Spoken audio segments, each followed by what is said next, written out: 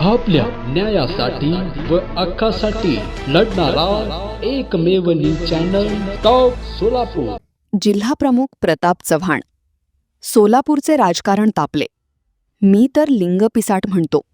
जिल्हा प्रमुख प्रताप चव्हाण सोलापूर। शिवसेना ठाकरे गटाचे खासदार संजय राऊत यांनी सोलापूरचे पालकमंत्री जयकुमार गोरे यांच्यावर केलेल्या वादग्रस्त व शिवराळ टीकेवरून सोलापुरातील राजकीय वातावरण चांगलेच तापले आहे। राऊत यांच्या विरोधात गुन्हा दाखल झाल्यानंतर आणि भाजप कार्यकर्त्यांनी विविध ठिकाणी तीव्र निषेध नोंदवल्यानंतर आता ठाकरे गटाचे शिवसैनिक खासदार राऊत यांच्या समर्थनासाठी थेट रस्त्यावर उतरले आहेत। भाजपाच्या आंदोलनस्थळी गोमूत्र शिंपडून दुग्धाभिषेक। शिवसेना ठाकरे गटाचे जिल्हाप्रमुख प्रताप चव्हाण यांच्या नेतृत्वाखाली शिवसैनिकांनी आंदोलन केले। भाजप कार्यकर्त्यांनी ज्या ठिकाणी खासदार राऊत यांच्या पुतळ्याचे दहन केले होते त्या जागेचे गोमूत्र शिंपडून शुद्धीकरण करण्यात आले। तसेच खासदार संजय राऊत यांच्या प्रतिमेला दुग्धाभिषेक घालत शिवसैनिकांनी जोरदार घोषणाबाजी केली।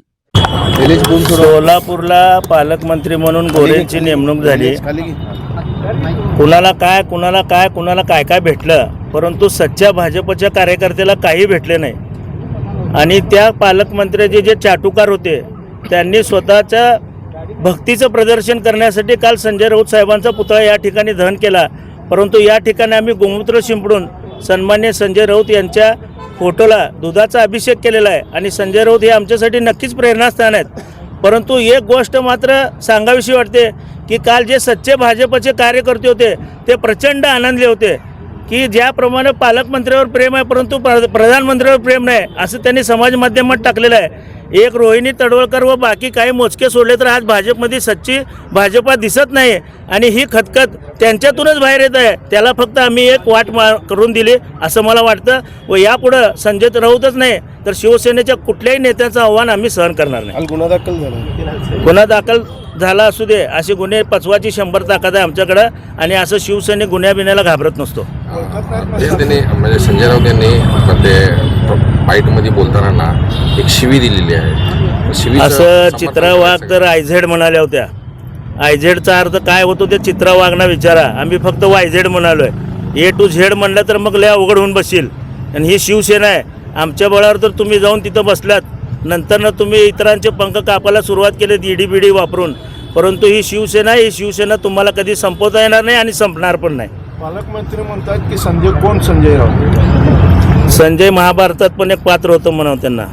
आणि त्या संजयपासून हा संजयपर्यंतचा प्रवास जर माहीत नसेल तर एकदा महाभारत पण वाचून घे म्हणावं। कारण रामायण ह्याने नीट वाचलं नाही। रामाच्या मंदिरात चोरी करणारी ही लोक ह्याने आम्हाला रामभक्ती वगैरे शिकवू नये, रामरक्षा तर बिलकुल शिकवू नये।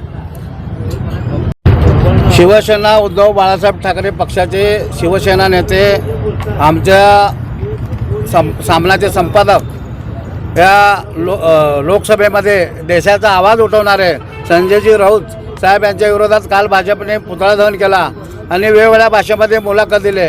काही नव्या आमदारांनी काही मुलाखत दिले की संजय राऊत असे आहेत तसे आहेत।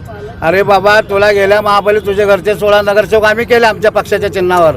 तू काय केंद्रीय मंत्री सुशीलकुमार शिंदेच्या नावावर हजारो कोटी पैसे कमवला, तू त्यांचा होऊ शकला नाही, आमचा होऊ शकला नाही, तू भाजपचा का होऊ शकतो?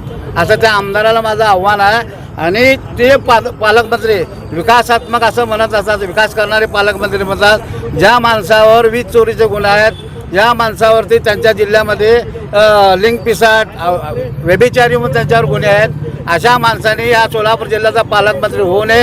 या महापालिकेमध्ये महापौरच्या माध्यमातून स्थायी समिती चेअरमन चाकोतेताई त्यांचा प्रचंड भ्रष्टाचार आहे, करोडोचा भ्रष्टाचार आहे, रस्त्यात भ्रष्टाचार आहे, नाल्यामध्ये गाळामध्ये भ्रष्टाचार आहे। या पालकमंत्र्यांनी त्याच्याकडे लक्ष घ्यावं।